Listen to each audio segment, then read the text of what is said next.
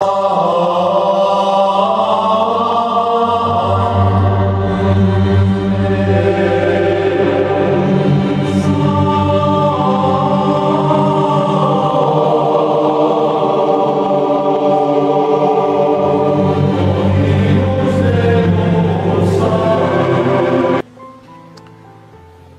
Holy Spirit, bless this unworthy priest, that I may share with humility and with the heart, not just with the lips.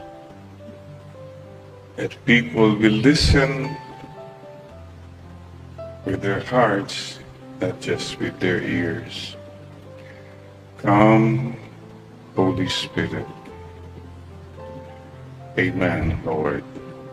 Amen. So, dear friends, thank you for being with us again Sunday. Last Sunday of August. And next week's already the first Sunday in September. Wow. Thank you, Father Jerome Lugadi, for reading the gospel for us. Again, Father Jerome is one of our gift to the world. I'm a young missionary, just ordained last February, going to Mexico. Alam niyo, sa Mexico, mayroon silang popular na inumin dyan. Tequila. You know, I heard, because of the pandemic daw, tumaas ang konsumo ng alcohol. Bakit, Father? Ang dami naging alcoholic. Hindi dahil sa sanitizer. Ang daming gumagamit ng ilang alcohol. Talking about sanitizers, tama-tama po itong gospel ngayon. How Jesus observed that the Jews were very strict in sanitizing, washing their hands. Lahat. Stricto sila, marami silang tradisyon, washing hands. And today, sanitizing hands, marami po tayo. Which is good. But siguro ang sinasabi ni Lord,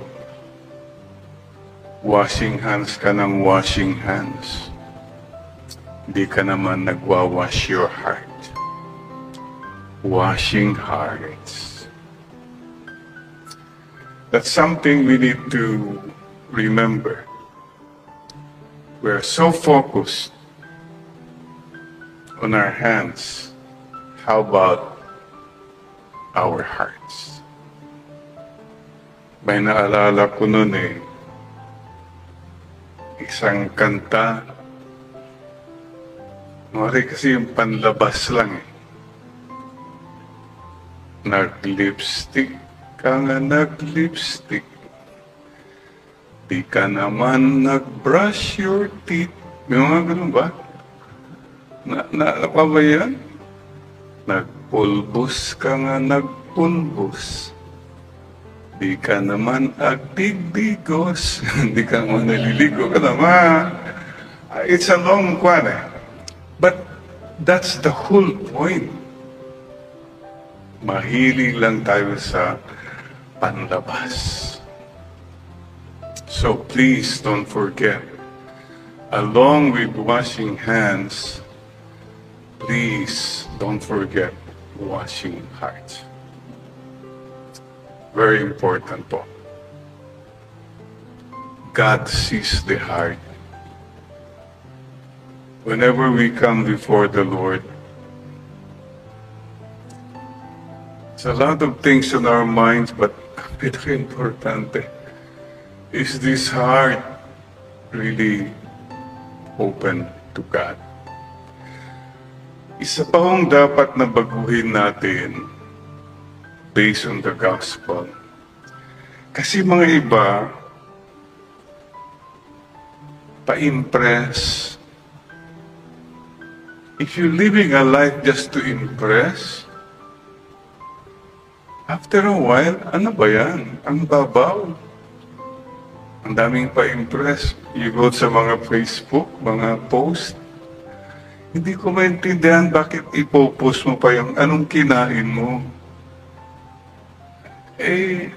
O anong relo mo, o kailangan ba yun?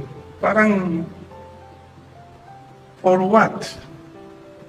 Para ma-impress sila. Please forget being impressive. It's a wrong journey. Kung yan ang journey ng buhay mo, pampa-impress ka lang, I'm sorry, parang mababaw. Ang babaw po ng buhay natin. Shallow. So, ito po ang paalaala ni Lord sa atin ngayon. From being impressive, be expressive. Maganda po sa Tagalog yun eh. Yung impressive eh, pakitang tao. Pakitang tao. Ang sabi ni Lord ngayon sa atin, pakitang puso. Mas maganda. Mayroon po kong na-counseling at nadidepress na siya. Kasi yun na, sabi niya, ang hirap ng pera, hindi ko magawa yung gusto kong gawin, yung may tatapusin ako para sa mga anak ko, kung ano, ang daming sinabi. And I asked him, what for? Kung dahil dyan sa mga gusto mong gawin na yan, pampa-impress, you become unhealthy na. Tignan mo. At dahil doon, matapang ka na sa anak mo, sa mga naging depressed na siya. Can you see? Can't you see? Anong nangyayari? Just because of those. Ang daming bagay kaya yung gusto magpa-impress palagi. Mas maganda po yung natural. As is, where is. Mas maganda po kasi, wala, this is me. So, at lahat po tayo, we have that tendency to show what we are. Pakitang tao, mas maganda po yung pakitang puso. Let's try that. This is what the Lord is telling all of us here today. Kaya nga po, kumisan, yan na. Ang dami mga fake. Magpakatotoo ka na lang. Mas maganda pa. Marami na fake. This is the age of so many fakes. Ano yung mga fake, mga false, o mga imitations. Dami, no? Fake news. Ano pa? Ano pang false teeth. Kung ano mga false eh. Mayroon ding false piety. Ito ang sinabi ni Lord. Please, don't forget, many times, those who think they are so religious and look down on other people, but in their hearts, God knows. And they become very strict and observant. See, the first line of the gospel says, the Pharisees gathered around Jesus and they observed. Para silang may karapan, they observe, ba? Yung mga yan. See what pride that is all about. Yun po yung mataas ang kilay. Jesus corrected that. Hindi po yung panlabas. False piety. Let's be very careful po about that. Kung parang feeling natin tayo lang mas magaling, mas matalino, mas may karapatan magsalita, anything along those lines, red flag na po tayo dyan. Mas maganda po, teka muna. And so our prayer is, Lord, cleanse us. Hugasan po niyo ang puso namin, ang mga pag-iisip namin, sapagkat dyan nagsisimula, ang sabi ng Panginoon, from within people, from their hearts come evil thoughts, unchastity, theft, murder, adultery, greed, malice, deceit, licentiousness, envy, blasphemy, arrogance, and folly. All evils come from within. Alam po niyo yung kwento ko po nun, nung bata pa kami, yung bangar tree. Naku po, pag summertime, that bangar tree, ang ganda ng bulaklak, bright red, beautiful tree with flowers. Pero yung amoy, kahit 1 kilometer away, alam mo may bangar tree doon. And Papa told us, yan, yung mga bangar tree, may mga taong ang ganda tignan, pero yung puso, yung nasa loob, napakabaho.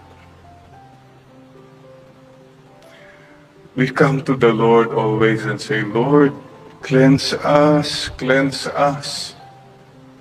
Mahirap po yung sabi mo, okay na ako, Lord, magaling na ako, mabait na ako, ganun. No, always say, cleanse us.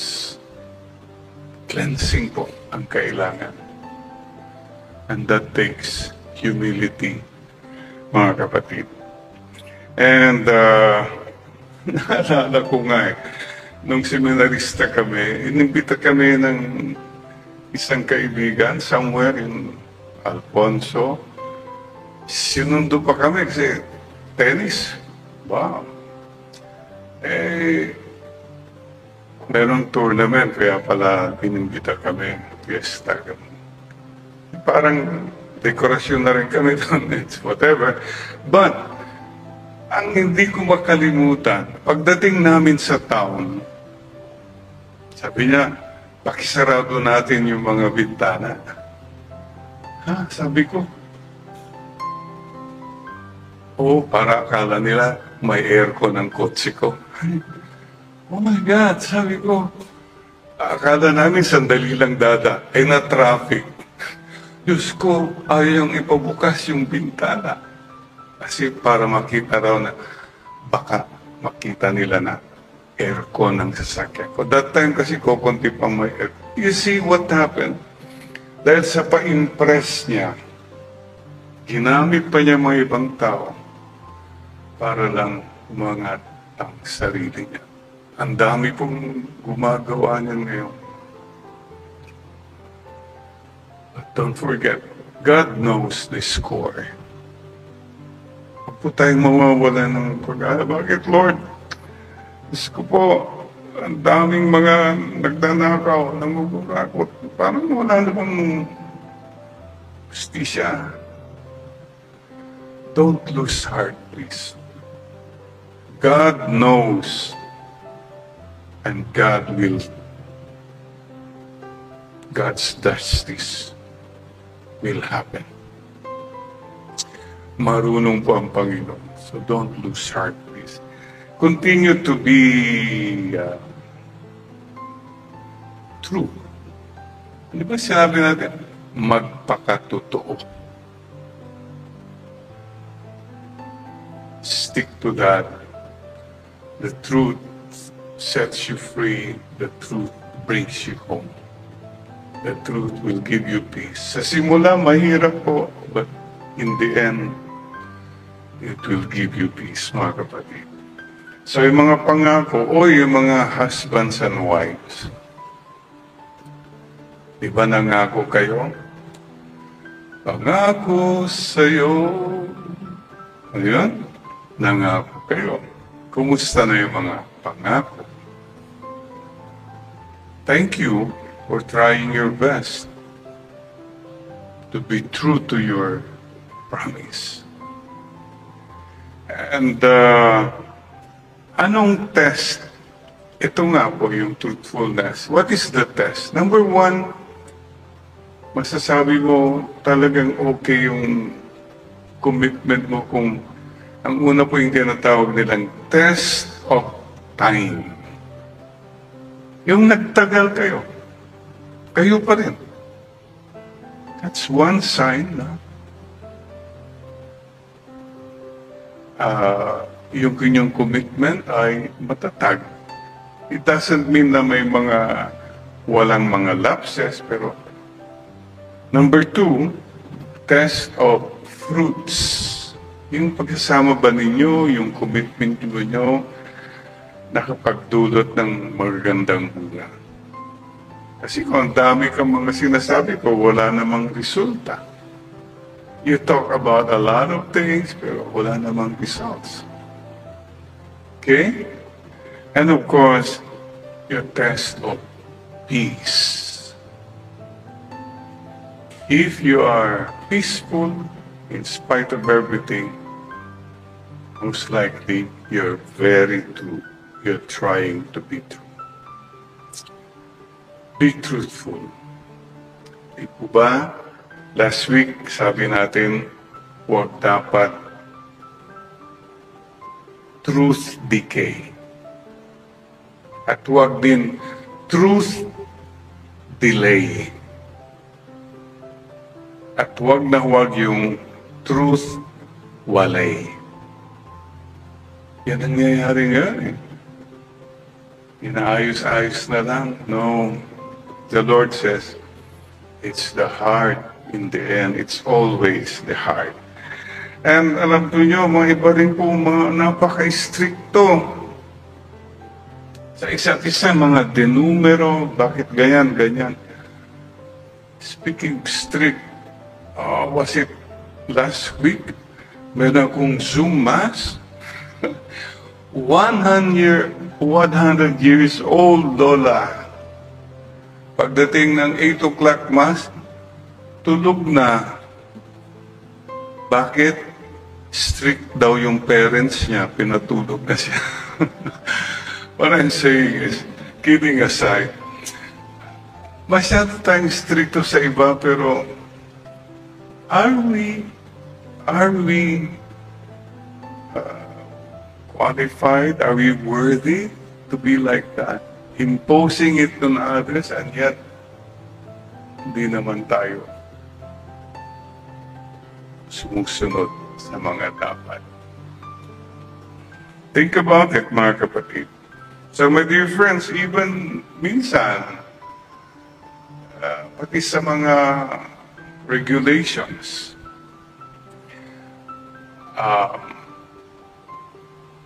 for example, may tatanong siya, Father, yung bang pag Huwebes Santo, 7 simbahan ang pupunta na namin o 3 lang? Sabi ko, hindi ko po alam. Basta importante po siguro yung puso. Very strict mga iba eh. Mayroon ngang kung kwento ng 2 pare. Tinanong ng isang parishioner. Yung una, very simple na pare. Tinanong siya, Father, ilang novena ang gagawin ko para magkaroon ako ng Mercedes-Benz? Yung pare, ay, alam ko yung novena, pero ano ba yung Mercedes-Benz? Eh, wala siyang kaalam-alam sa kamunduhan eh. Tinanong naman isang pare, ito yung sophisticated na medyo naman. Ang sagot nito, yung sophisticated, alam ko kung anong Mercedes-Benz. Ano ba yung novena? You see, when we adulterate prayer, itong nangyayari po minsan eh. Kasi masyado na tayong the spirit of the law versus the letter of the law. Ito po sana rin baguhin natin, mga kapatid. The letter of the law, yan tayo masyadong stricto. The spirit of the law. For example po, may mga nagtatanong sa akin, Father, can you hear my confessions by phone? I do. But I tell them, hindi pa ito sacramental confession. But if you feel like you want to, why not? Of course, it's not sacramental, etc., but it's still a heart that wants to be forgiven.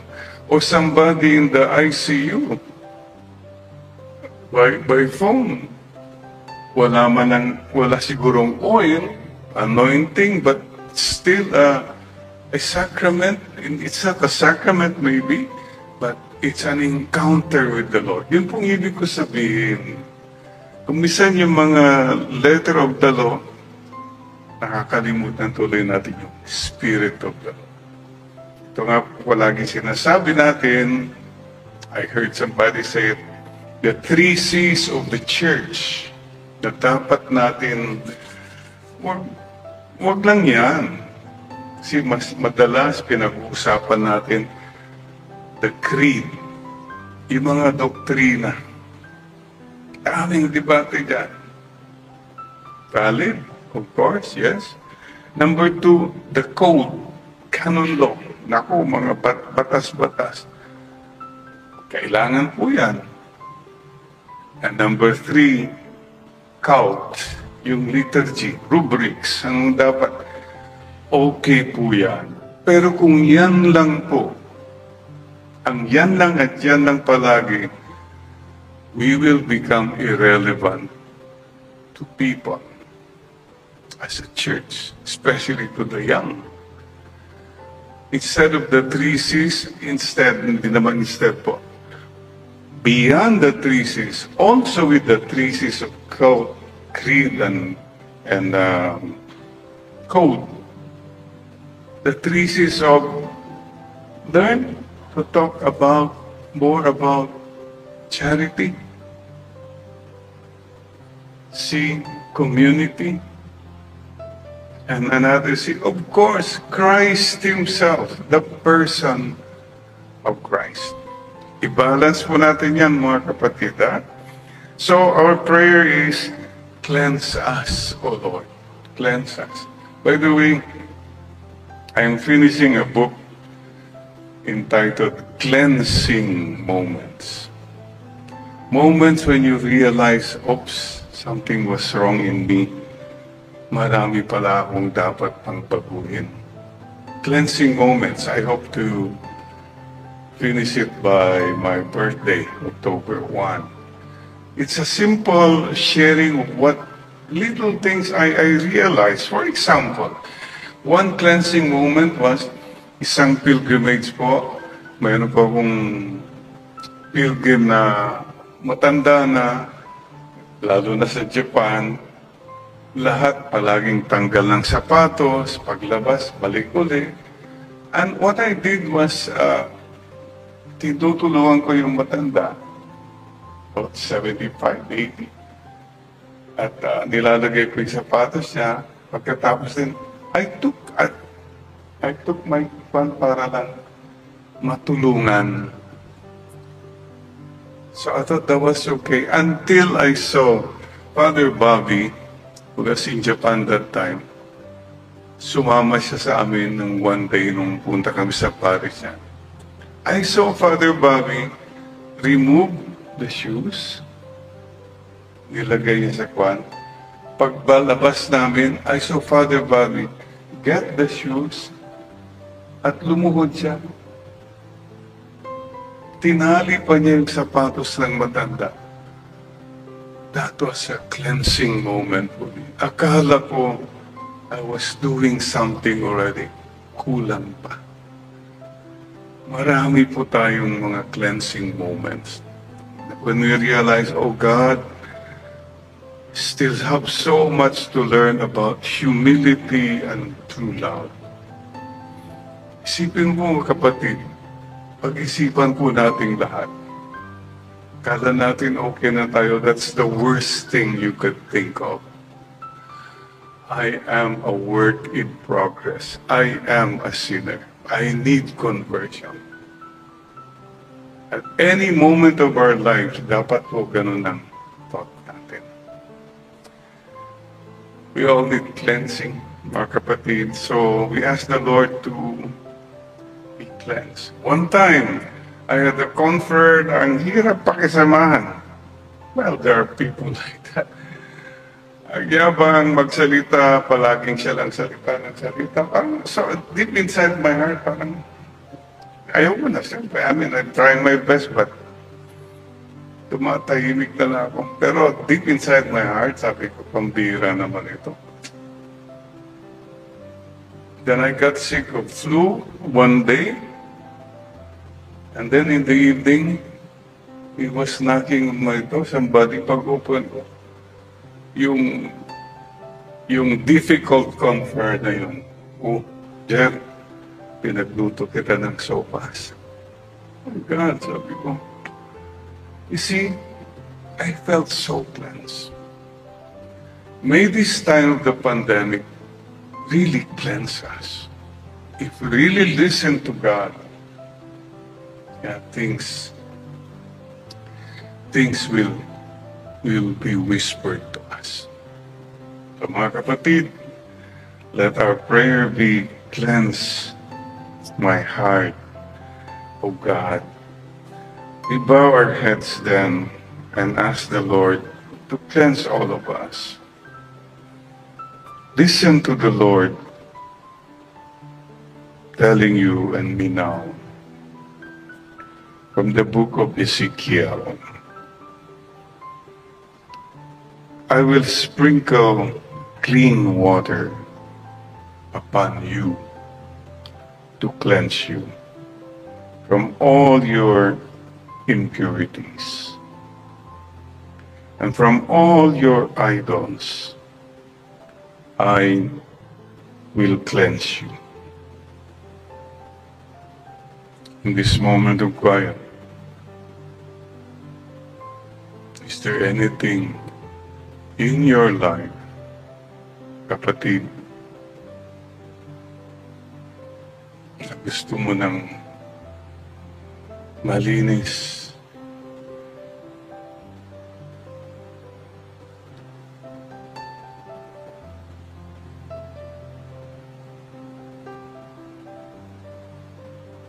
Look into your character, relationships, attitudes. We all need cleansing.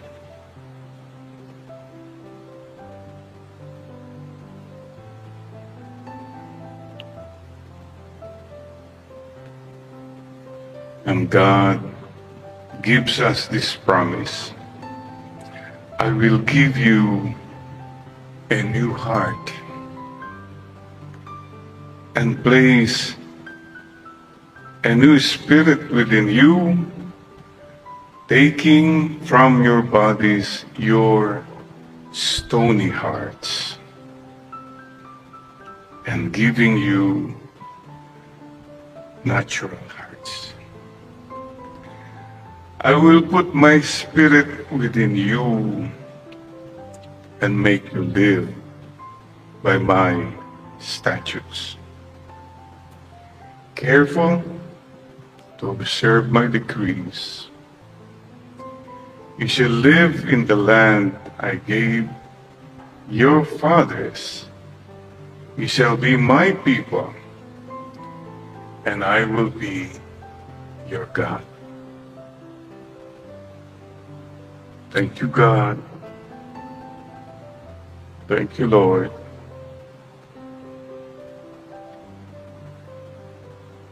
Cleanse us. And cleanse our people, our government, our country, the Philippines, and cleanse the world, Lord. Please lead us in this time of pandemic. It's a time of purification and cleansing for all of us. Amen. Amen. And amen.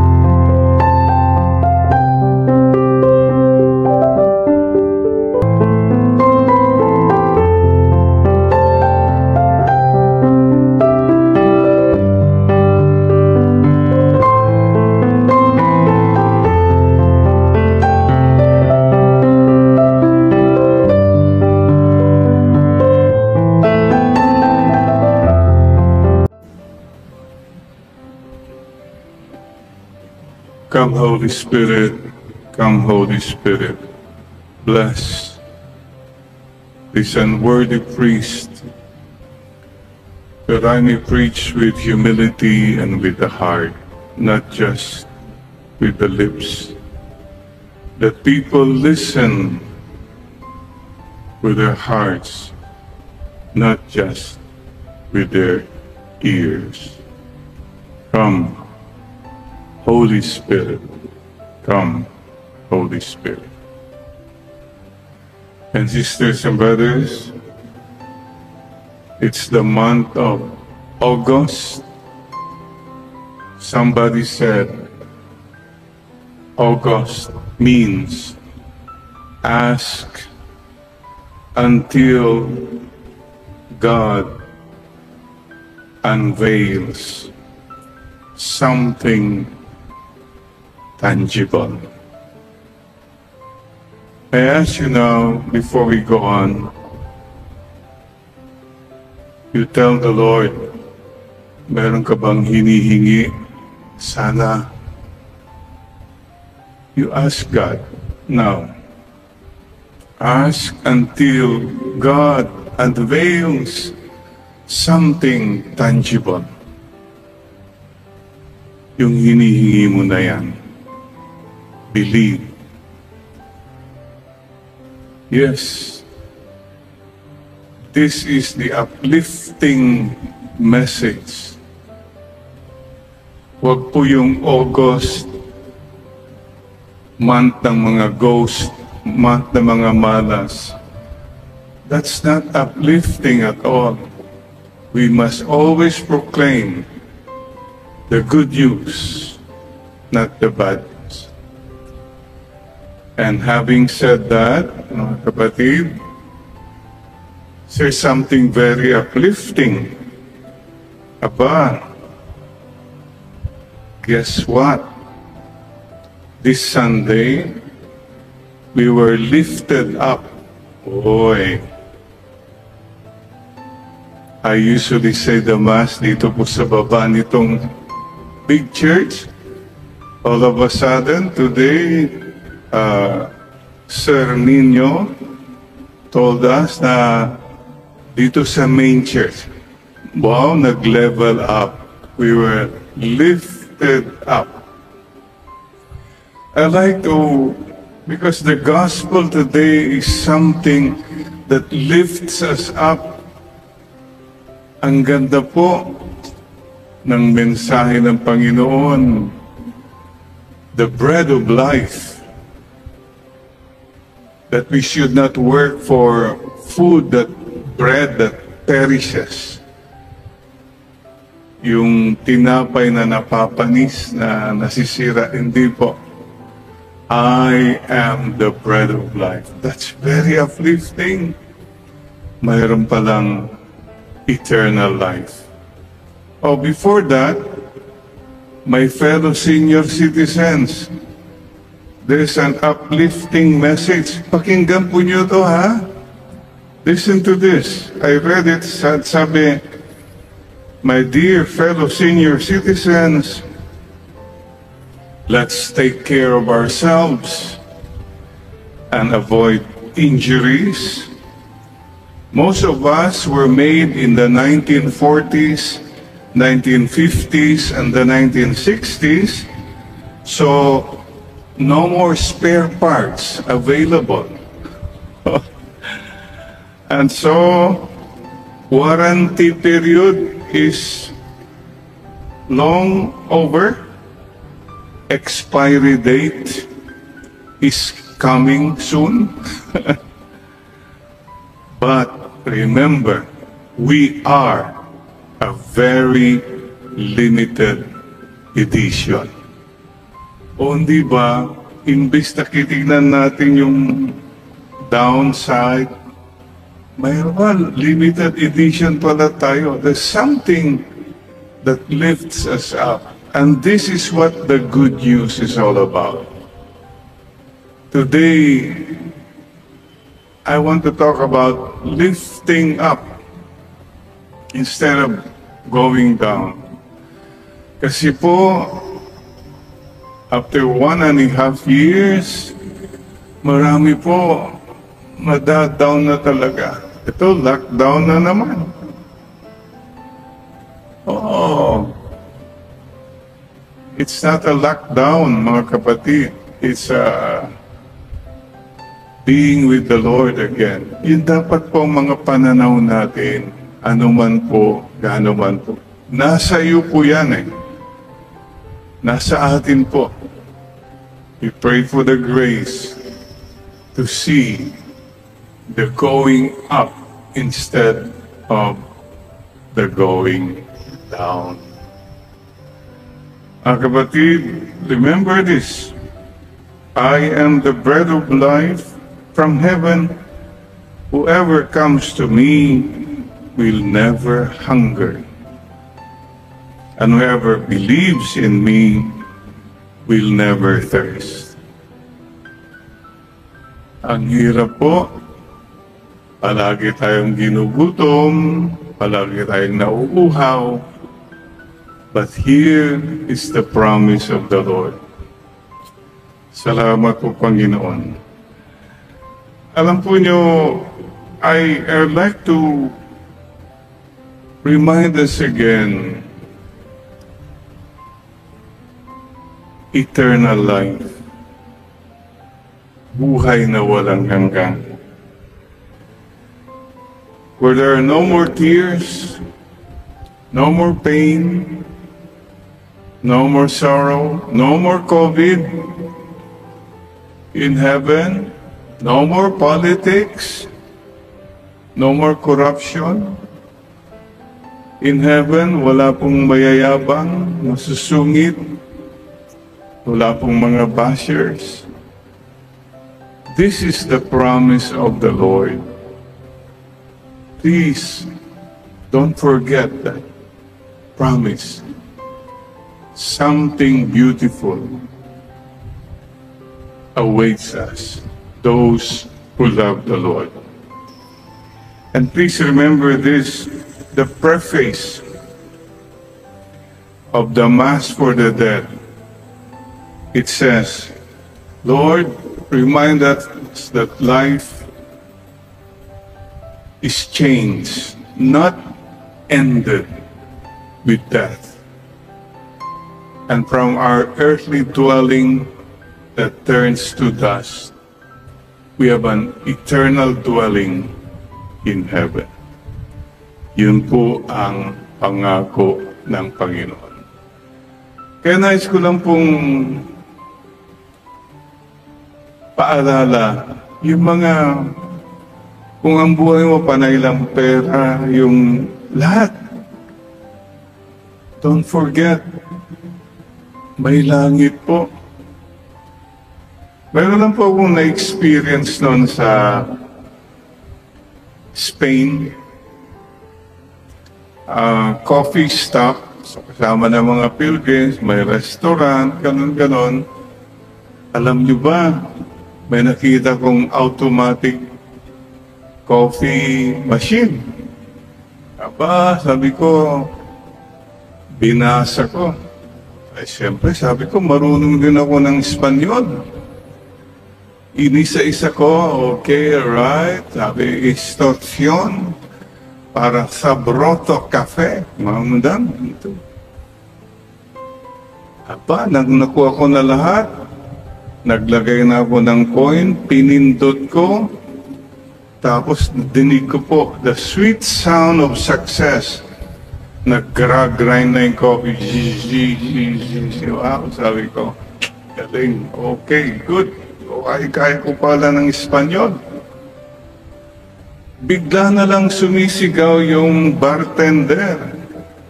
Sabi niya, latasa, latasa, latasa. Diyos ko po, ginawa kong lahat, hindi ko naman linagyan yung tasa na sasalo ng kape. Wasted. Yung pinaka-importante, yun ang nakalimutan ko.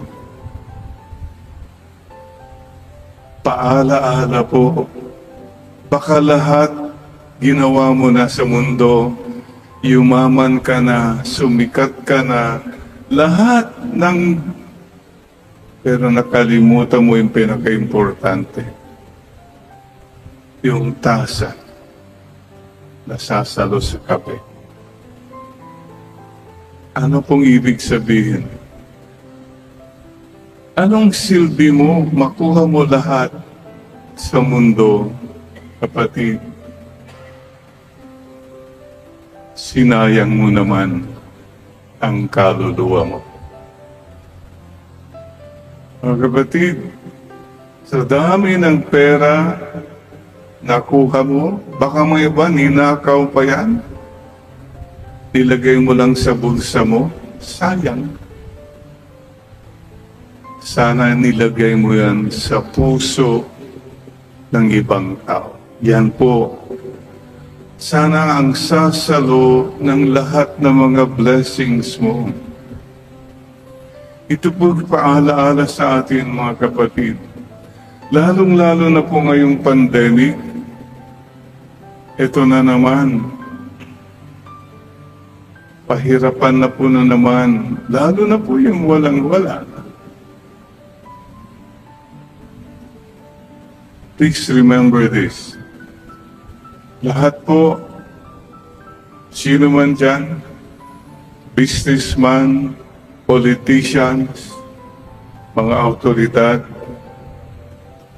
now is not the time to make money. Now is not the time to make a name. Now is the time to make a difference.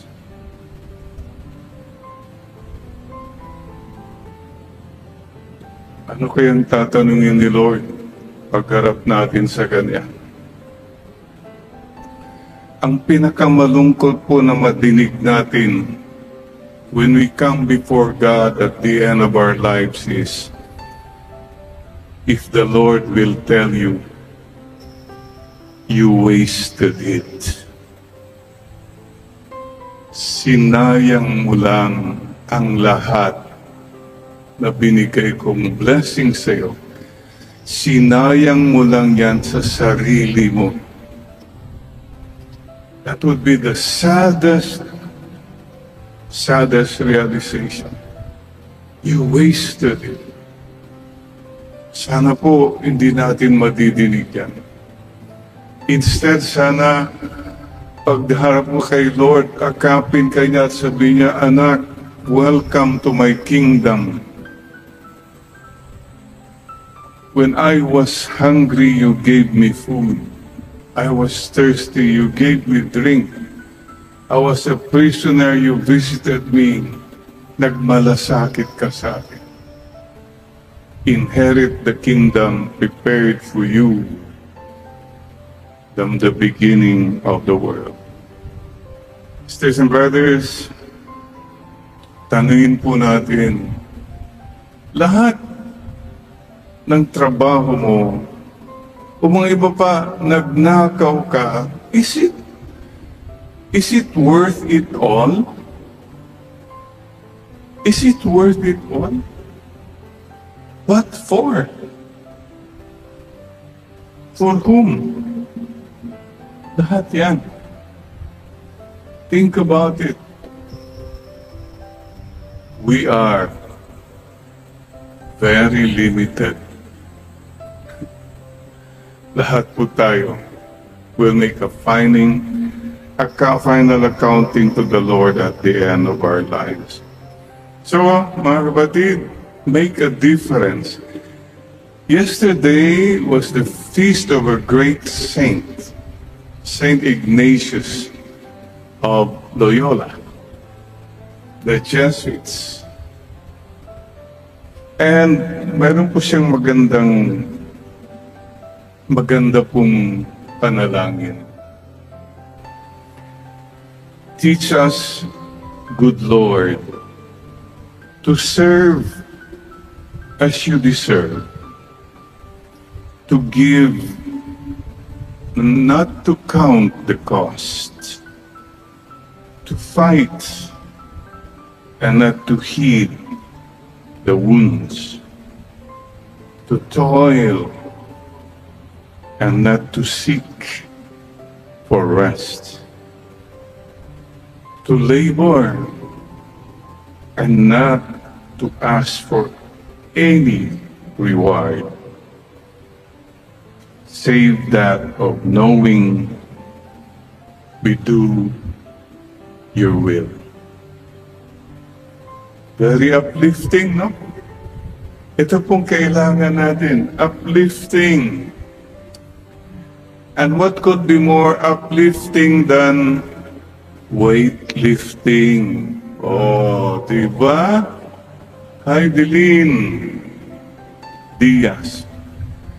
You lifted us all up. Alam nyo, nung pinapanood ko po yung final moment na itataas niya na, she never did that weight before, ha? But pinilit niya talaga. She really did it. You know what? Ang feeling ko nun, binuhat niya ang buong Pilipinas. She was lifting up our country. One person lifting us up. And that's a beautiful moment. We don't know what she went through just to do that. That final moment. Ang daming sakripisyo po. But you know, did you notice? Nakita po ba nyo yung award ceremonies? Pag ganun siya palagi, nakita nyo yung kamay niya. God, to God be the glory. Yan. To God be the glory. And then you notice, ganun siya ng ganun sa t-shirt niya. The Philippine flag. For love of country. For love of country. For me, that is the most beautiful moment. Paalaala po sa ating lahat. Give glory to God and love our country and our people. Alam po nyo yung tinataas niya na mabigat? Magandang tanong eh. Sino ang mga pabigat sa ating bayan? Na napakabigat. Sabi ng isa, ang mga mabigat sa bayan natin yung mga bigatin. Yung mayayaman na walang konsyensya, kumita lang. Mga politiko na walang pakialam, basta magnakaw na lang. Hindi magsisilbi, yung may autoridad, gagamitin lahat. Yun po ang pabigat ng bayan, mga kapatid. Sana po, huwag tayong maging pabigat. Lahat po tayo. Tanungin natin ngayon, what have I done? Anong nagawa ko para maitaas ang ating bayan? What have I done to lift up other people? So mga kapatid, ito pong panalangin natin ngayon. Let us ask the Lord to bless us and to lift us up, all of us. Oh, please remember, para rin lift up, in case we forget, ang first universe natin, Gloria Diaz. Ang first gold medalist natin, Heidelin Diaz. Buenos Dias, Pilipinas. Let us all lift up. Wag po yung malas, yung buenas po. And so today, let me end asking you a simple question. Oh, one more thing. Did you notice, aside from the gold medal, palagi yung pinapakita yung Our Lady of the Miraculous Medal. Our Lady of Grace of the Miraculous Medal. She's a Marian devotee. These are the little things we should not forget. Gumagano siya. God first, God first. Country first. Me last. God first. Country first. Me. So mga kapatid, please remember too that we lift up others we lift up ourselves by lifting up others. Please don't lift up yourself by stepping down or hurting others. Mali po yun. So, I would like to propose to all of us uplifting. Uplifting. Lifting up. Number one, think uplifting. Stop thinking yung pa-down ka lahat negative. What for? It's a time for us to lift up one another. Say words of encouragement. Number two, speak uplifting. Speak uplifting. Words. Bubulyawan yung mga tao.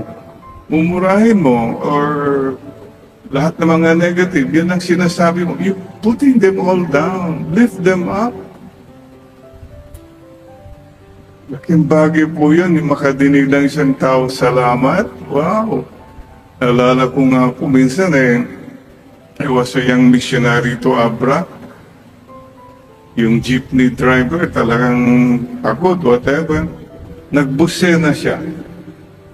Sabi ko, Manong, ang ganda ng busena mo Ay, Father, aba, bawat corner, busena na siya ng busena. Na-uplift siya hanggang dumating kami, busena siya ng busena. Think, speak uplifting. And acts uplifting. Yun po, let's lift up one another. Ano pong hindi dapat natin gawin? Ito ha, huwag kang self-uplifting. Huwag mong itaas ang sarili mo. Ang taong mayabang tinatamaan, ang taong mapakumbaba pinapagpala. Number 2, I don't know how to call it. Huwag mo eyebrow uplifting. Mataas ang kilay. Huwag po. Baba lang natin ang kilay natin. Ibig sabihin yan, pride. Ano pa? Voice uplifting. Yung malakas ang boses mo, tone down. No need. No need. Huwag mong tinataasan ng volume. Ano pa? High blood. Uplifting. Yan. Tumataas na naman ang high blood mo. Don't be angry. Be kind. Be gentle. So, mga kapatid, thank you, Lord. Let us lift up one another as Heidelin lifted us all up, so that we all can go to heaven someday. And please don't forget, you don't remain below. No. God makes sure umaangat ka rin, kapatid. Believe that something good is happening in your life, no matter how down you are right now. Sapagkat yung bumagsak ka na napakababa, nandun pa rin sa ilalim ang Diyos. Itataas ka pa rin niya. This is our faith. As Mother Mary believed, He has cast the mighty from their thrones and lifted up the lowly. Magnificat. So, at lahat po tayo, we have that tendency to show what we are. Pakitang tao, mas maganda po yung pakitang puso. Let's do that. This is what the Lord is telling all of us here today. Kaya nga po kumisan, yan na. Ang dami mga fake. Magpakatotoo ka na lang. Mas maganda pa. Eh, marami na fake. Ito, this is the age of so many fakes. Ano yung mga fake, mga false, o mga imitations. Dami, no? Fake news. Ano pa? Ano pang false teeth. Kung ano ng mga false. Mayroon ding false piety. Ito ang sinabi ni Lord. Please, don't forget, many times, those who think they are so religious and look down on other people, but in their hearts, God knows. And they become very strict and observant. See, the first line of the gospel says, the Pharisees gathered around Jesus and they observed. Para silang may karapat, they observe. Aba, yung mga yan. See what pride that is all about. Yun po yung mataas ang kilay. Jesus corrected that. Hindi po yung panlabas. False piety. Let's be very careful po about that. Kung parang feeling natin tayo lang mas magaling, mas matalino, mas may karapatan magsalita, anything along those lines, red flag na po tayo dyan. Mas maganda po, teka muna. And so our prayer is, Lord, cleanse us. Hugasan po niyo ang puso namin, ang mga pag-iisip namin, sapagkat dyan nagsisimula, ang sabi ng Panginoon, from within people, from their hearts come evil thoughts, unchastity, theft, murder, adultery, greed, malice, deceit, licentiousness, envy, blasphemy, arrogance, and folly. All evils come from within. Alam po nyo yung pinento ko po nun. Nung bata pa kami, yung bangar tree. Naku po, pag summertime, that bangar tree, ang ganda ng bulaklak, bright red, beautiful tree with flowers. Pero yung amoy, kahit 1 kilometer away, alam mo may bangar tree doon. And Papa told us, yan, yung mga bangar tree, may mga taong ang ganda tignan, pero yung puso, yung nasa loob, napakabaho. We come to the Lord always and say, Lord, cleanse us, cleanse us. Mahirap po yung sabihin mo, okay na ako, Lord, magaling na ako, mabait na ako. Ganun. No, always saying, cleanse us.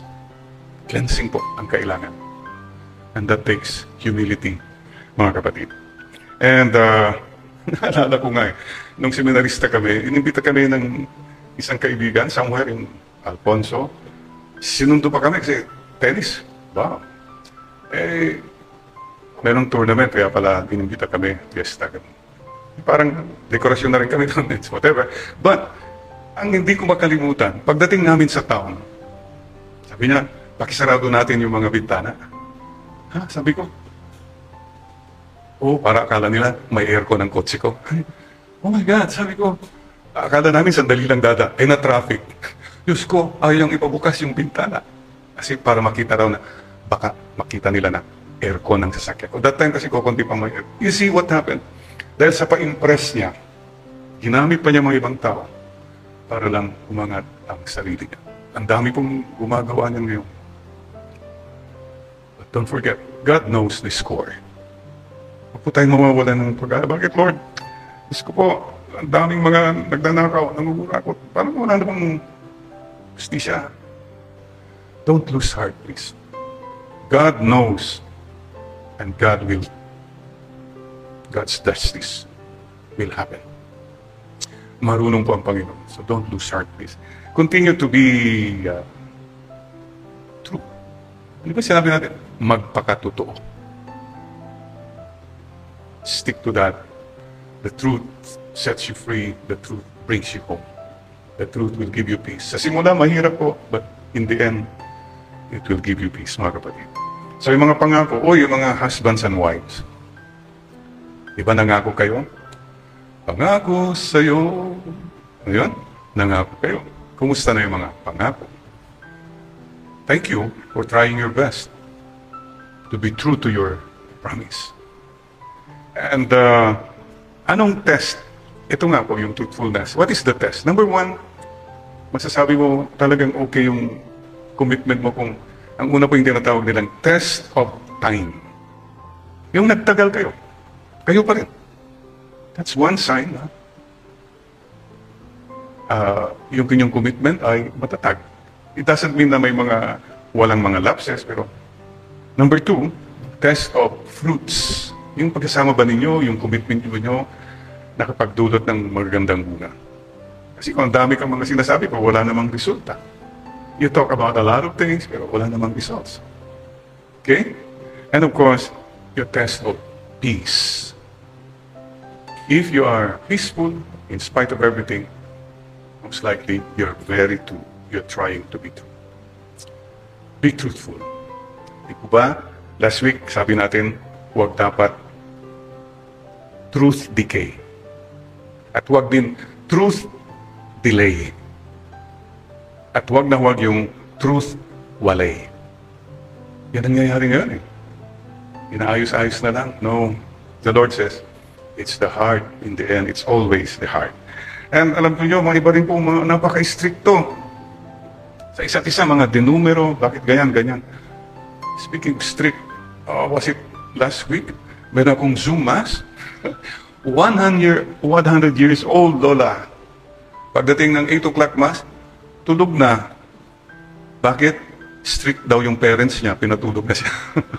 What I'm saying is, kidding aside, masyado tayong stricto sa iba, pero are we qualified? Are we worthy to be like that? Imposing it on others, and yet, hindi naman tayo sumusunod sa mga dapat. Think about it, mga kapatid. So my dear friends, even minsan, pati sa mga regulations, for example, may tatanong, Father, yung bang pag Huwebes Santo, 7 simbahan ang pupuntahan namin o 3 lang? Sabi ko, hindi ko po alam. Basta importante po siguro yung puso. Very strict mga iba eh. Mayroon kang kung kwento ng 2 pare. Tinanong ng isang parishioner. Yung una, very simple na pare. Tinanong siya, Father, ilang novena ang gagawin ko para magkaroon ako ng Mercedes-Benz? Yung pare, ay, alam ko yung novena, pero ano ba yung Mercedes-Benz? Wala siyang kaalam-alam sa kamunduhan eh. Tinanong naman isang pare, ito yung sophisticated na medyo, ang sagot nito, yung sophisticated, alam ko kung anong Mercedes-Benz. Ano ba yung novena? You see, when we adulterate prayer, itong nangyayari kung minsan eh. Kasi masyado na tayong the spirit of the law versus the letter of the law. Ito po sana rin baguhin natin, mga kapatid. The letter of the law, yan tayo masyadong stricto. The spirit of the law. For example po, may mga nagtatanong sa akin, Father, can you hear my confessions by phone? I do. But I tell them, hindi pa ito sacramental confession. But if you feel like you want to, why not? Of course, it's not sacramental, etc. But it's still a heart that wants to be forgiven. Or somebody in the ICU, by phone, wala sigurong oil, anointing, but still a sacrament. It's not a sacrament maybe, but it's an encounter with the Lord. Yun pong ibig ko sabihin. Kung minsan yung mga letter of the law, nakakalimutan tuloy natin yung spirit of the law. Ito nga palagi sinasabi natin, I heard somebody say it, the 3 C's of the church, na dapat natin, wag lang yan. Kasi mas madalas pinag-uusapan natin the creed, yung mga doktrina. Kaming debate dyan. Valid, of course, yes. Number 2, the code, canon law. Naku, mga batas-batas. Kailangan po yan. And number 3, cult, yung liturgy, rubrics, anong dapat. Okay po yan. Pero kung yan lang po, ang yan lang at yan lang palagi, we will become irrelevant to people as a church, especially to the young. Instead of the 3 C's, hindi naman instead po, beyond the 3 C's, also with the 3 C's of cult, creed and code, the 3 C's of learn to talk more about charity, see community, and another C, of course, Christ Himself, the person of Christ. I-balance mo natin yan, mga kapatid, ha? So, our prayer is, cleanse us, O Lord. Cleanse us. By the way, I'm finishing a book entitled Cleansing Moments. Moments when you realize, oops, something was wrong in me. Marami pala akong dapat pang baguhin. Cleansing Moments. I hope to finish it by my birthday, October 1. It's a simple sharing of what little things I realized. For example, one cleansing moment was isang pilgrimage po. Mayroon pa akong pilgrim na matanda na, lalo na sa Japan, lahat palaging tanggal ng sapatos, paglabas, balik uli. And what I did was, tinutulungan ko yung matanda, about 75, 80. At nilalagay ko yung sapatos niya. Pagkatapos din, I took my pan para lang matulungan. So I thought that was okay. Until I saw Father Bobby, who was in Japan that time, sumama siya sa amin ng one day nung punta kami sa parish niya. I saw Father Bobby remove the shoes, nilagay niya sa kwan. Pagbalabas namin, I saw Father Bobby get the shoes at lumuhod siya. Tinali pa niya yung sapatos ng matanda. That was a cleansing moment. Akala ko, I was doing something already. Kulang pa. Marami po tayong mga cleansing moments. When we realize, oh God, still have so much to learn about humility and true love. Isipin mo, kapatid, pag-isipan po natin lahat. Kala natin okay na tayo, that's the worst thing you could think of. I am a work in progress. I am a sinner. I need conversion. At any moment of our lives, dapat po ganun ang thought natin. We all need cleansing, mga kapatid. So we ask the Lord to be cleansed. One time, I had a conference na ang hirap pakisamahan. Well, there are people like that. Ang yabang magsalita, palaging siya lang salita ng salita. Parang so, deep inside my heart, parang ayaw mo na siyempre. I mean, I'm trying my best, but tumatahimik na lang ako. Pero deep inside my heart, sabi ko, pambira naman ito. Then I got sick of flu one day. And then in the evening, he was knocking on my door. Somebody pag-open ko. Yung difficult confer na yun. Oh, Jer, pinagluto kita ng sopas. Oh my God, sabi ko. You see, I felt so cleansed. May this time of the pandemic really cleanse us. If we really listen to God, yeah, things will be whispered to us. So mga kapatid, let our prayer be, cleanse my heart, O God. We bow our heads then and ask the Lord to cleanse all of us. Listen to the Lord telling you and me now from the book of Ezekiel. I will sprinkle clean water upon you to cleanse you from all your impurities. And from all your idols, I will cleanse you. In this moment of quiet, is there anything in your life, kapatid, na gusto mo nang malinis?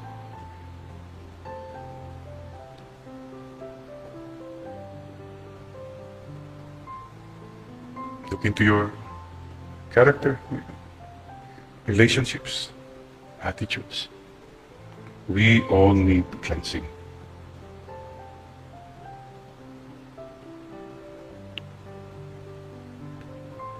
And God gives us this promise.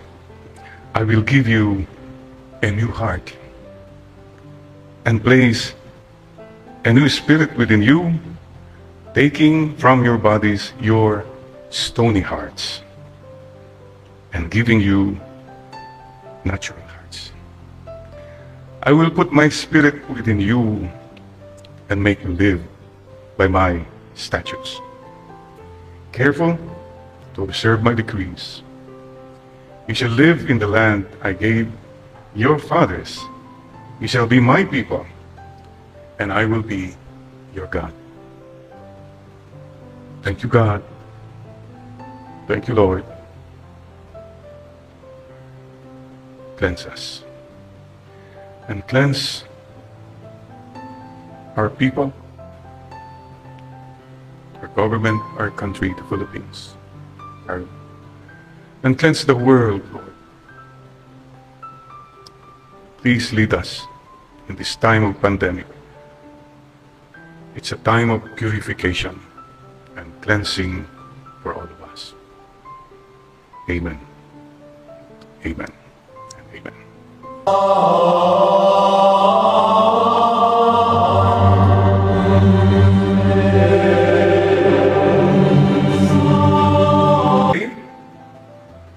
And then in the evening, he was knocking on my door. Somebody pag-open ko.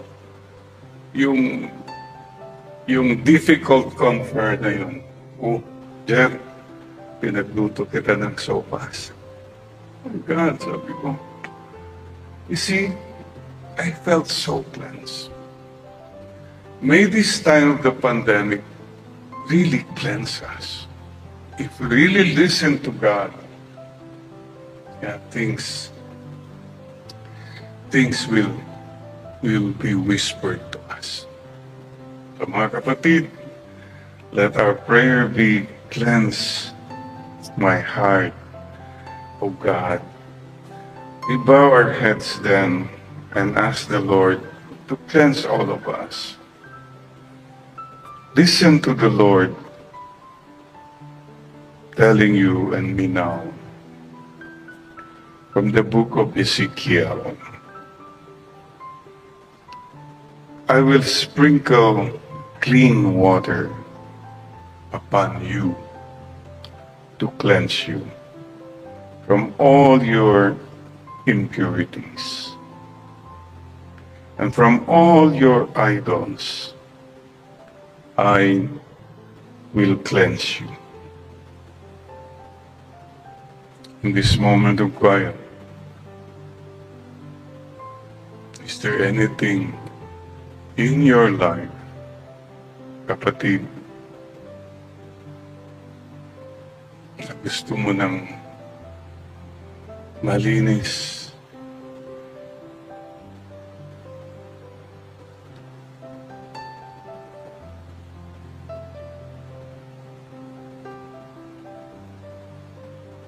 look into your character, relationships, attitudes. We all need cleansing.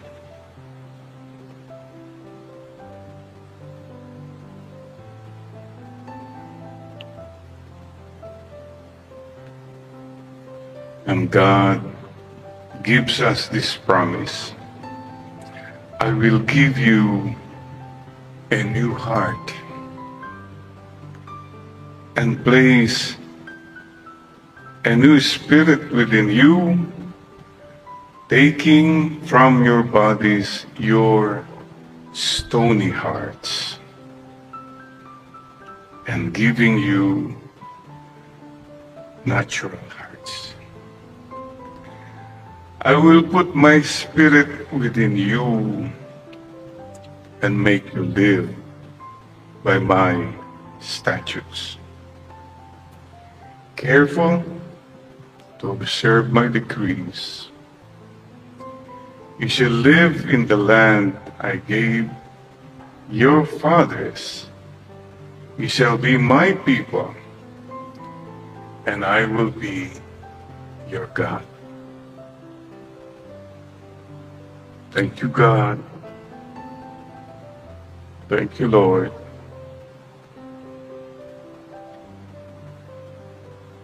Cleanse us. And cleanse our people,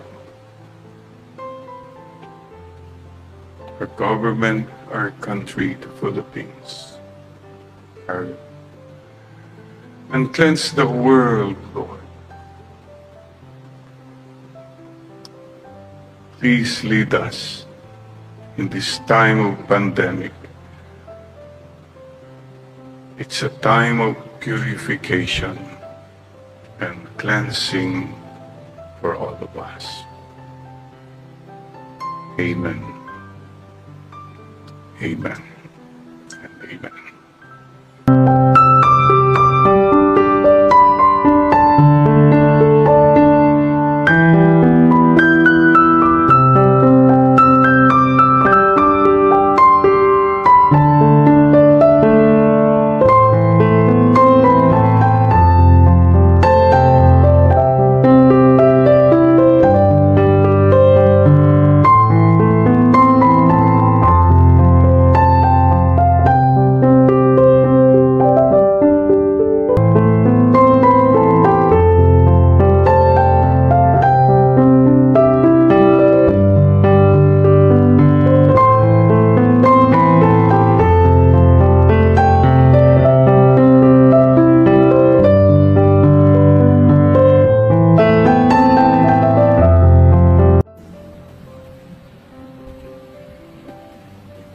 Come, Holy Spirit, come, Holy Spirit, bless this unworthy priest, that I may preach with humility and with the heart, not just with the lips, that people listen with their hearts, not just with their ears.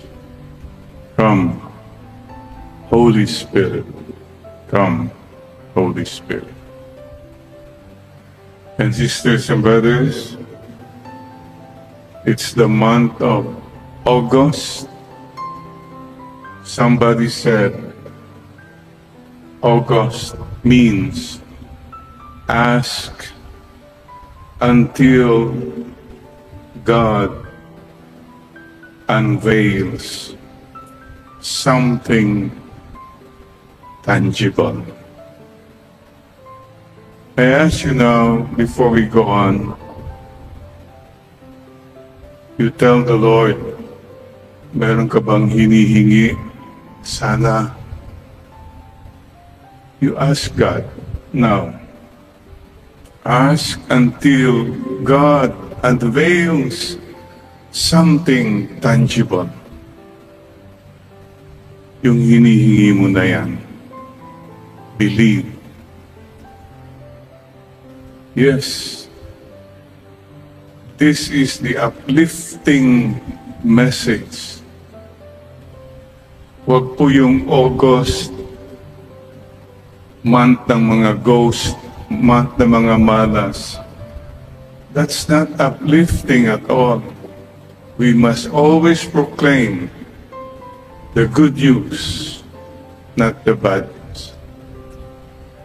And having said that, mga kapatid, there's something very uplifting. Aba, guess what? This Sunday, we were lifted up. Boy. I usually say the Mass dito po sa baba nitong big church. All of a sudden, today, Sir Nino told us na dito sa main church, wow, nag-level up. We were lifted up. I like to, because the gospel today is something that lifts us up. Ang ganda po ng mensahe ng Panginoon, the bread of life,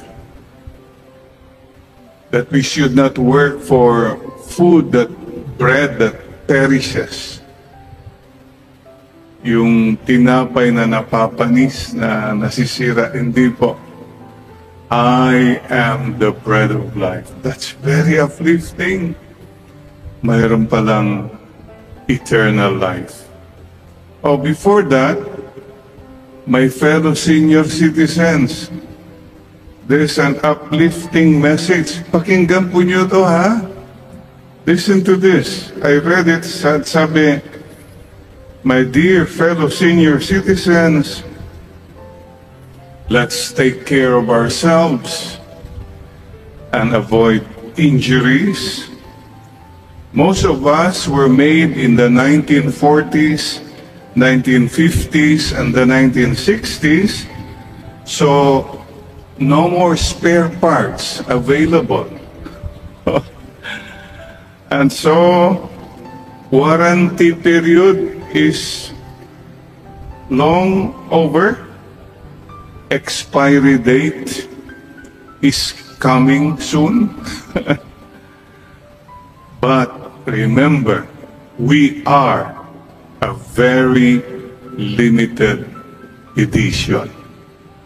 O hindi ba, imbis na kitignan natin yung downside, mayroon limited edition pala tayo. There's something that lifts us up. And this is what the good news is all about. Today, I want to talk about lifting up instead of going down. Kasi po, after 1.5 years, marami po madadown na talaga. Ito, lockdown na naman. Oh,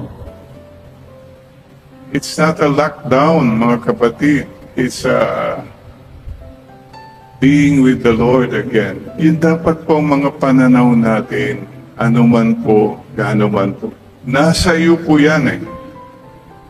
Nasa atin po. We pray for the grace to see the going up instead of the going down. Mga kapatid, remember this. I am the bread of life from heaven. Whoever comes to me will never hunger. And whoever believes in me will never thirst. Ang hirap po. Palagi tayong ginugutom, palagi tayong nauuhaw. But here is the promise of the Lord. Salamat po, Panginoon. Alam po nyo, I'd like to remind us again, eternal life, buhay na walang hanggan, where there are no more tears, no more pain, no more sorrow, no more COVID. In heaven, no more politics, no more corruption. In heaven, wala pong mayayabang, masusungit, wala pong mga bashers. This is the promise of the Lord. Please, don't forget that promise. Something beautiful awaits us, those who love the Lord. And please remember this, the preface of the Mass for the Dead. It says, Lord, remind us that life is changed, not ended with death. And from our earthly dwelling that turns to dust, we have an eternal dwelling in heaven. Yun po ang pangako ng Panginoon. Kaya nais ko lang pong paalala, yung mga, kung ang buhay mo panay lang pera, yung lahat.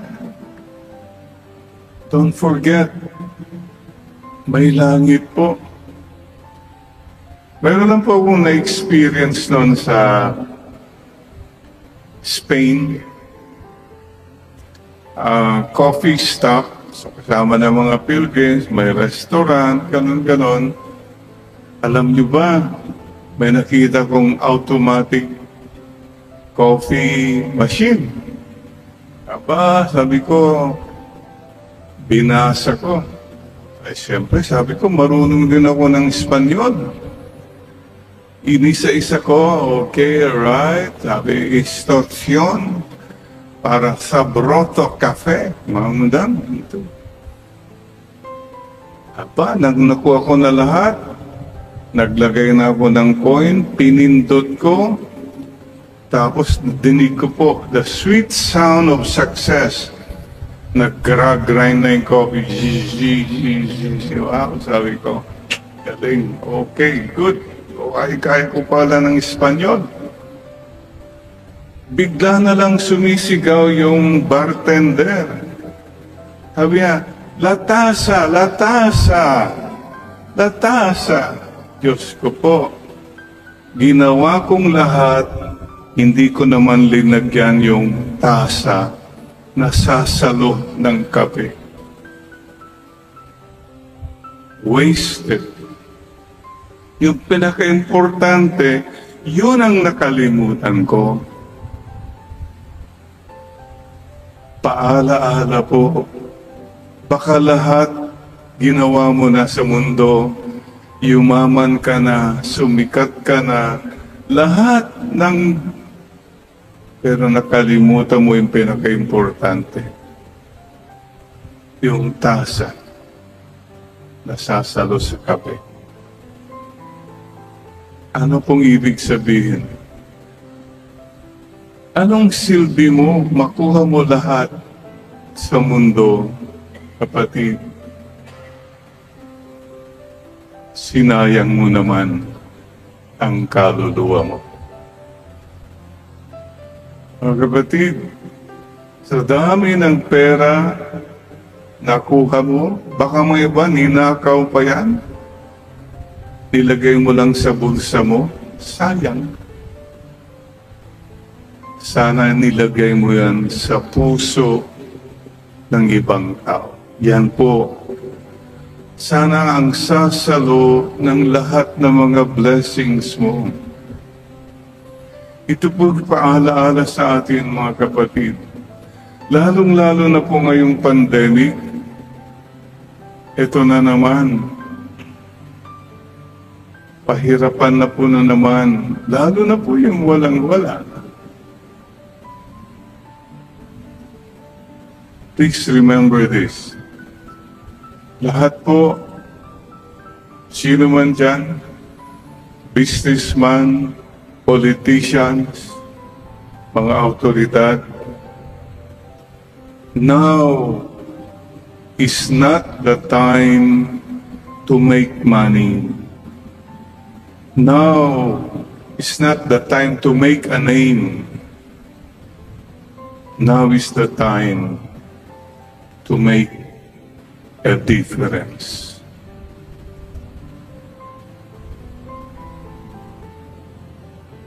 Ano kayang tatanungin ni Lord pagharap natin sa Kanya?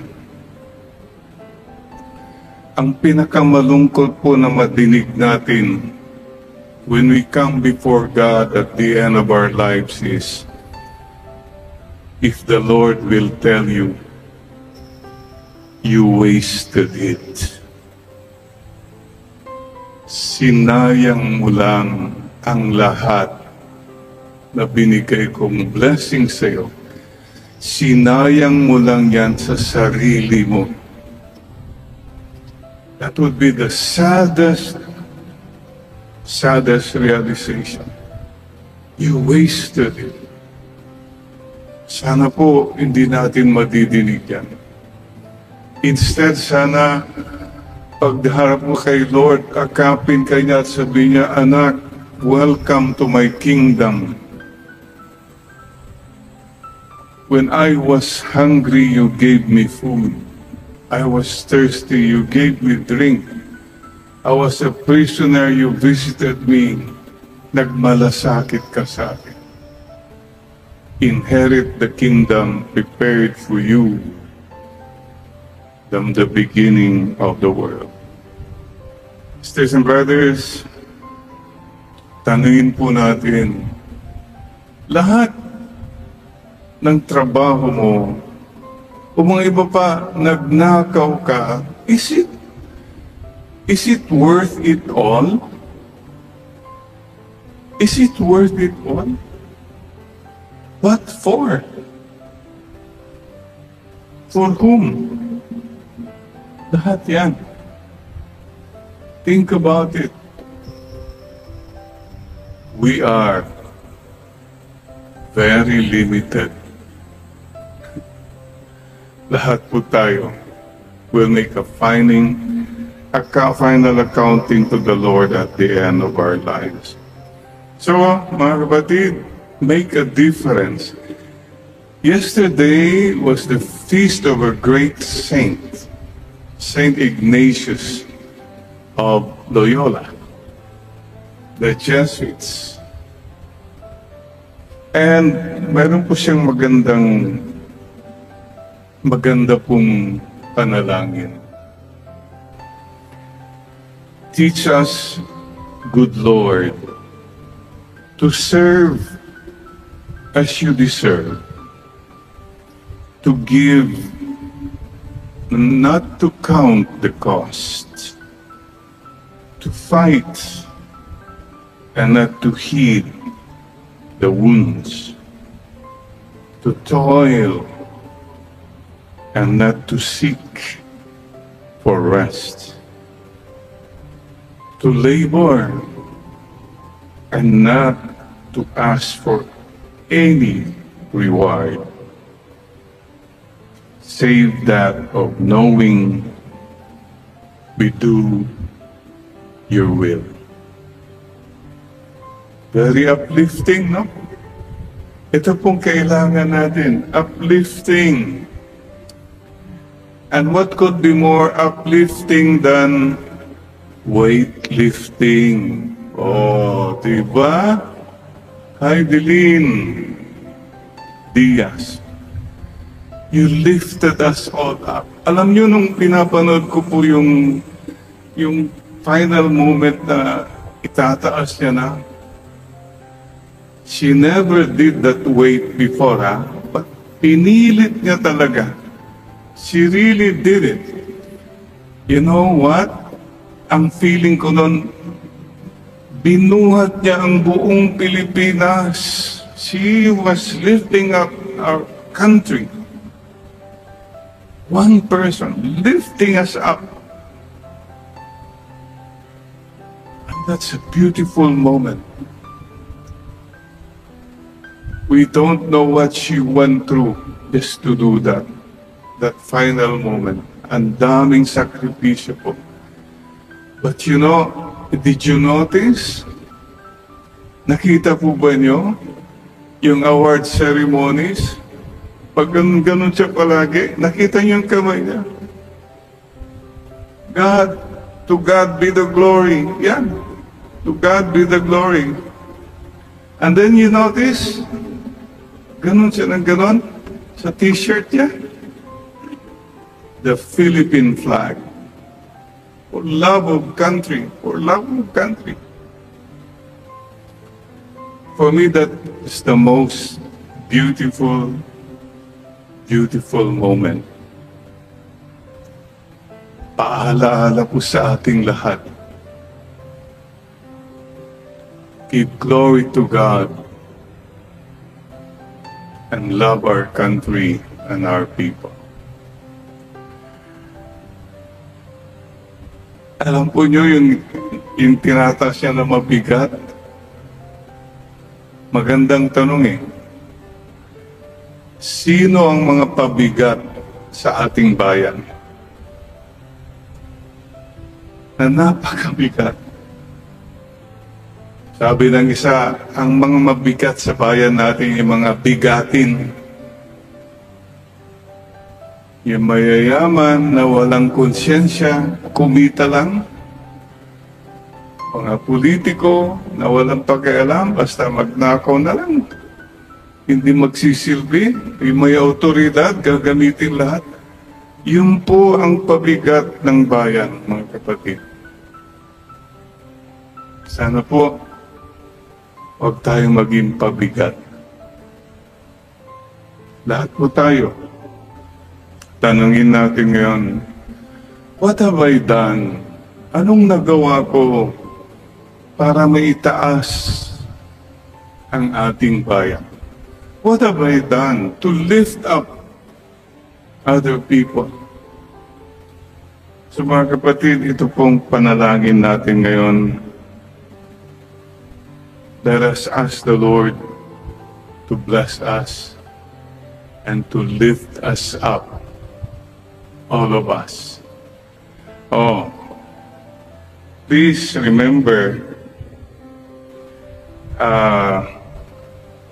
para rin lift up, in case we forget, ang first universe natin, Gloria Diaz. Diaz. Ang first gold medalist natin, Heidelin Diaz. Buenos Dias, Pilipinas. Let us all lift up. Wag po yung malas, yung buenas po. And so today, let me end asking you a simple question. Oh, one more thing. Did you notice? Aside from the gold medal, palagi yung pinapakita yung Our Lady of the Miraculous Medal. Our Lady of Grace of the Miraculous Medal. She's a Marian devotee. These are the little things we should not forget. Gumagano siya. God first, God first. Country first. Me last.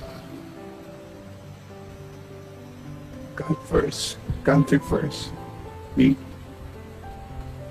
So mga kapatid, please remember too that we lift up others we lift up ourselves by lifting up others. Please don't lift up yourself by stepping down or hurting others.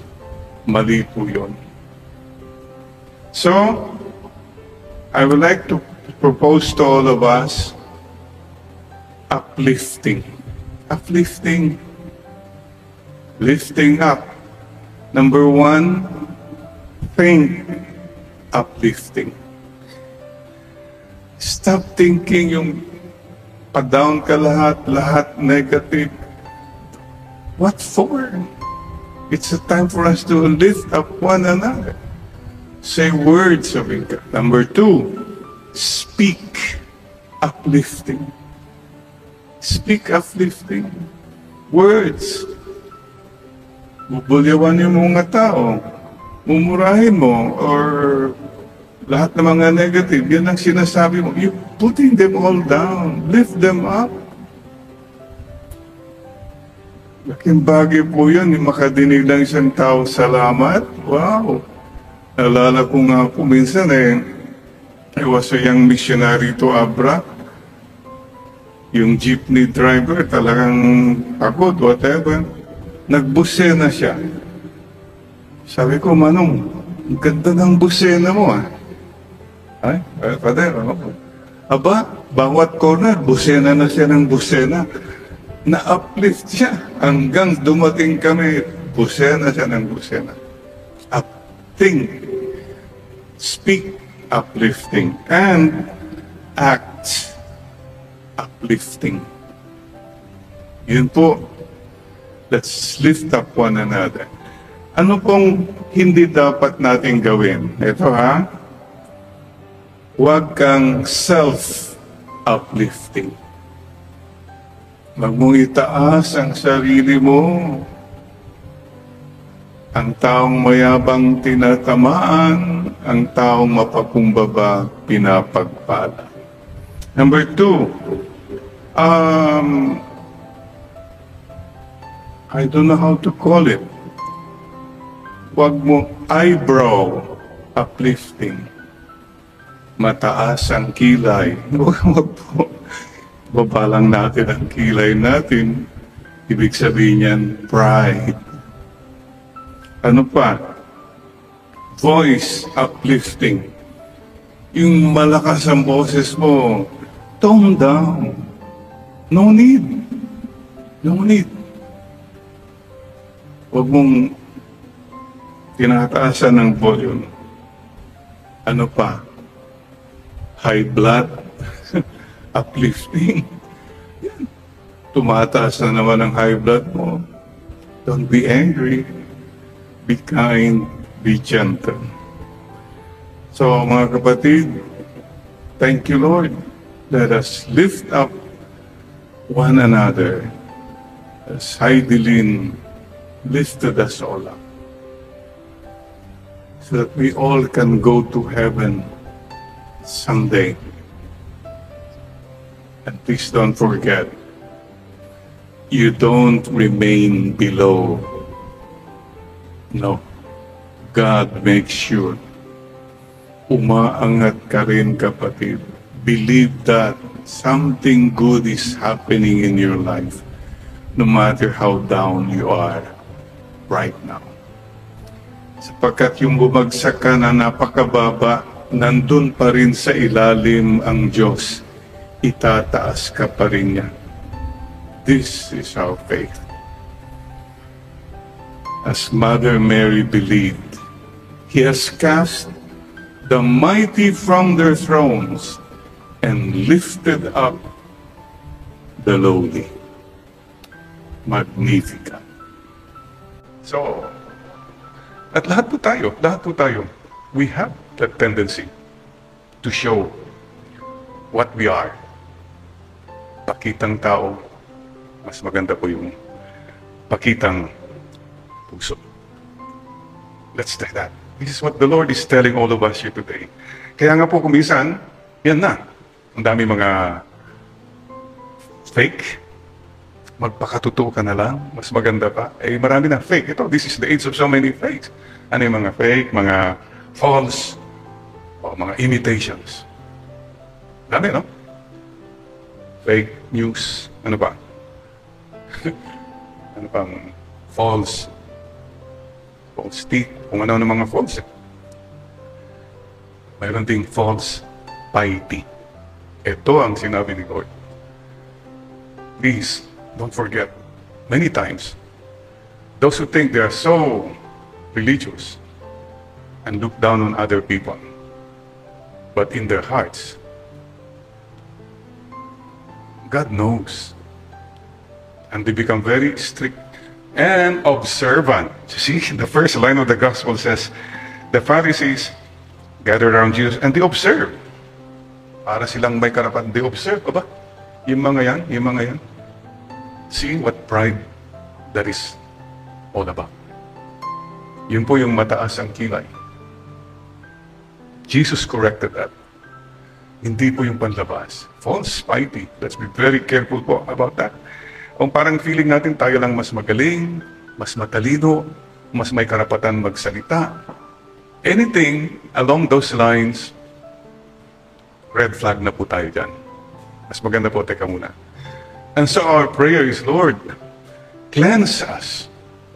Hugasan po niyo ang puso namin, ang mga pag-iisip namin, sapagkat dyan nagsisimula, ang sabi ng Panginoon, from within people, from their hearts come evil thoughts, unchastity, theft, murder, adultery, greed, malice, deceit, licentiousness, envy, blasphemy, arrogance, and folly. All evils come from within. Alam po niyo yung pinento ko po nun, nung bata pa kami, yung bangar tree. Naku po, pag summertime, that bangar tree, ang ganda ng bulaklak, bright red, beautiful tree with flowers. Pero yung amoy, kahit 1 kilometer away, alam mo may bangar tree doon. And Papa told us, yan, yung mga bangar tree, may mga taong ang ganda tignan, pero yung puso, yung nasa loob, napakabaho. We come to the Lord always and say, Lord, cleanse us, cleanse us. Mahirap po yung sabihin mo, okay na ako, Lord, magaling na ako, mabait na ako, ganun. No, always say, cleanse us. Cleansing po ang kailangan. And that takes humility, mga kapatid.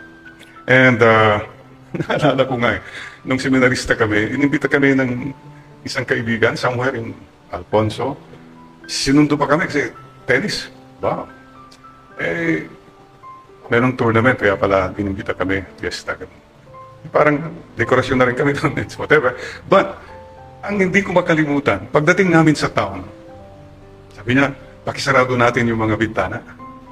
Ha? Sabi ko, para akala nila may aircon ang kotse ko. Oh my God, sabi ko, akala namin sandali lang na-traffic. Diyos ko, ayaw ipabukas yung bintana. Kasi para makita raw na, baka makita nila na aircon ang sasakyan ko. That time kasi kukunti pa may aircon. You see what happened? Dahil sa pa-impress niya, ginamit pa niya mga ibang tao para lang umangat ang sarili niya. Ang dami pong gumagawa niya ngayon.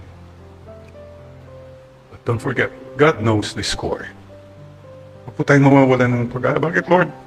Diyos ko po, ang daming mga nagnanakaw, nangugurakot. Parang wala namang justisya. Don't lose heart, please. God knows, and God's justice will happen. Marunong po ang Panginoon. So don't lose heart, please. Continue to be true. Ano ba sinabi natin? Magpakatotoo. Stick to that. The truth sets you free. The truth brings you home.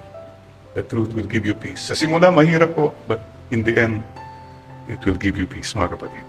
So yung mga pangako, yung mga husbands and wives, di ba nangako kayo? Pangako sa'yo. Ano yun? Nangako kayo. Kumusta na yung mga pangako? Thank you for trying your best to be true to your promise. And anong test?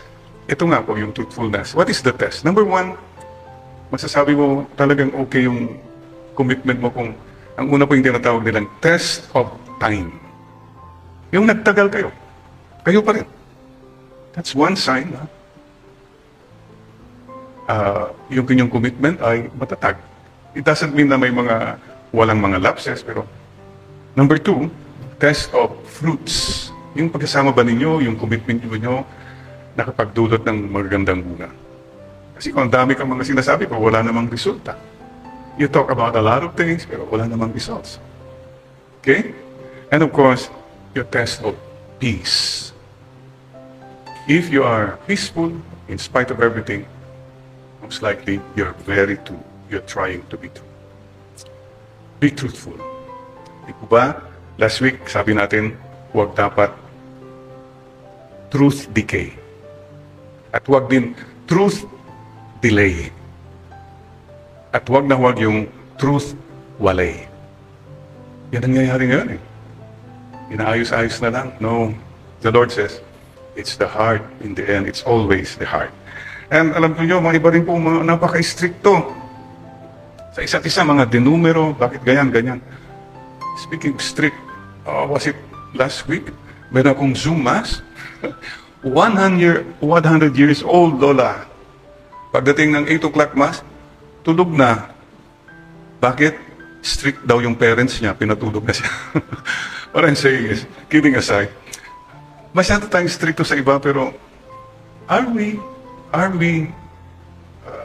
qualified? Are we worthy to be like that? Imposing it on others, and yet, hindi naman tayo sumusunod sa mga dapat. Think about it, mga kapatid. So my dear friends, even minsan, pati sa mga regulations. For example, may tatanong sa Father, yung bang pag Huwebes Santo, 7 simbahan ang pupuntahan namin o 3 lang? Sabi ko, hindi ko po alam. Basta importante po siguro yung puso. Very strict mga iba eh. Mayroon kang kung kwento ng 2 pare. Tinanong ng isang parishioner. Yung una, very simple na pare. Tinanong siya, Father, ilang novena ang gagawin ko para magkaroon ako ng Mercedes-Benz? Yung pare, ay, alam ko yung novena, pero ano ba yung Mercedes-Benz? Ay, wala siyang kaalam-alam sa kamunduhan eh. Tinanong naman isang pare, ito yung sophisticated na medyo, ang sagot nito, yung sophisticated, alam ko kung anong Mercedes-Benz. Ano ba yung novena? You see, when we adulterate prayer, itong nangyayari kung minsan eh. Kasi masyado na tayong the spirit of the law versus the letter of the law. Ito po sana rin baguhin natin mga kapatid.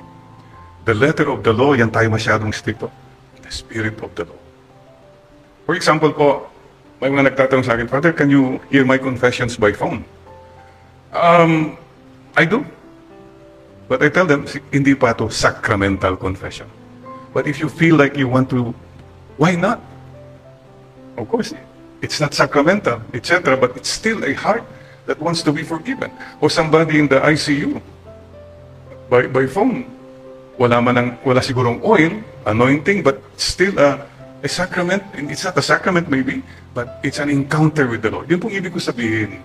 Kung minsan yung mga letter of the law, nakakalimutan tuloy natin yung spirit of the law. Ito nga palagi sinasabi natin, I heard somebody say it, the 3 C's of the church, na dapat natin, wag lang yan. Kasi mas madalas pinag-uusapan natin, the creed, yung mga doktrina. Daming debate dyan. Valid? Of course, yes. Number 2, the code, canon law. Naku, mga batas-batas. Kailangan po yan. And number 3, cult, yung liturgy, rubrics, ang dapat, okay po yan. Pero kung yan lang po, ang yan lang at yan lang palagi, we will become irrelevant to people as a church, especially to the young. Instead of the 3 C's, hindi naman instead po, beyond the 3 C's, also with the 3 C's of cult, creed and code, the 3 C's of learn to talk more about charity, C, community, and another C, of course, Christ Himself, the person of Christ. I-balance mo natin yan, mga kapatid, ha? So, our prayer is, cleanse us, O Lord. Cleanse us. By the way, I'm finishing a book entitled Cleansing Moments. Moments when you realize, oops, something was wrong in me. Marami pala akong dapat pang baguhin. cleansing moments. I hope to finish it by my birthday, October 1. It's a simple sharing of what little things I realized. For example, one cleansing moment was isang pilgrimage po. Mayroon pa akong pilgrim na matanda na, lalo na sa Japan, lahat palaging tanggal ng sapatos, paglabas, balik uli. And what I did was, tinutulungan ko yung matanda, about 75, 80. At nilalagay ko yung sapatos niya. Pagkatapos din, I took my pan para lang matulungan. So I thought that was okay. Until I saw Father Bobby, who was in Japan that time. Sumama siya sa amin nung one day nung punta kami sa Paris niya. I saw Father Bobby remove the shoes. Nilagay niya sa kwan. Pagbalabas namin, I saw Father Bobby get the shoes at lumuhod siya. Tinali pa niya yung sapatos ng matanda. That was a cleansing moment. Akala ko, I was doing something already. Kulang pa. Marami po tayong mga cleansing moments. When we realize, oh God, still have so much to learn about humility and true love. Isipin mo, kapatid, pag-isipan po natin lahat. Kala natin okay na tayo, that's the worst thing you could think of. I am a work in progress. I am a sinner. I need conversion. At any moment of our lives, dapat po ganun ang thought natin. We all need cleansing, mga kapatid. So we ask the Lord to be cleansed. One time, I had a conference, ang hirap pakisamahan. Well, there are people like that. Ang yabang magsalita, palaging siya lang salita ng salita. Parang so, deep inside my heart, parang ayaw mo na. I mean, I try my best, but tumatahimik na lang ako. Pero deep inside my heart, sabi ko, pambira naman ito. Then I got sick of flu one day. And then in the evening, it was knocking on my door. Somebody pag-open ko. Yung difficult confer na yun. Oh, Jer, pinagluto kita ng sopas. Oh my God, sabi ko. You see, I felt so cleansed. May this time of the pandemic really cleanse us. If we really listen to God, yeah, things will be whispered to us. So mga kapatid, let our prayer be cleanse my heart, O God.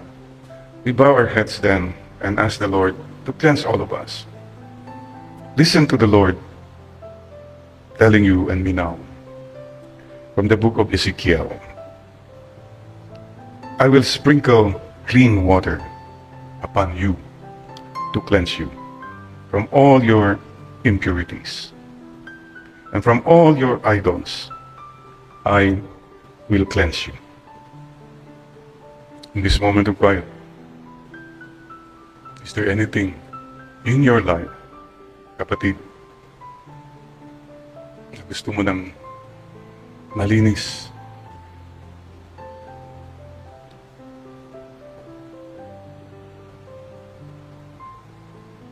Look into your character, relationships, attitudes.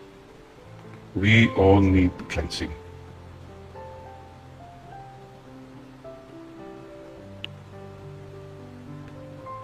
And God gives us this promise.